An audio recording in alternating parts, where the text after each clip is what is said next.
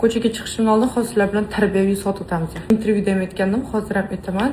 Reels ko'rib o'tirganimda bitta qizi videosi chiqib qoldi menga. U qiz bo'yanishni bilmaydi. Xunuk bo'yangan, qoshlarini qora qilib, ko'zlarini ham xunuk bo'yab, bo'yana olmagan. Kommentiga kirsam, to'g'risini aytaman, где-то 95% faqat qizlar обсирать qilyapti. Bitta narsaga qarang qolma, nimaga sizlar женская solidarность deganda faqat chiroyli qizlarga deb o'ylaysizlar. Yo'q, женская solidarность любой женский polga bo'lishi kerak. U to'g'ri u kommentlarni o'qib, men ham hozir qizlarni yomon ko'rib ketyapman-da. Shu darajada. Uni qizni o'ylasanglar ham bo'ladi. Qanaqa nafrati kuchayib ketgan qizlarga nisbatan qanaqa hozir qizlarni, ayollarni yomon ko'ryapti.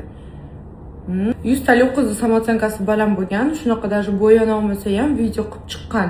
Aslan uni samotsankasini bir teng qilib tashladinglar. Agar sizlar reально u qizni o'ylab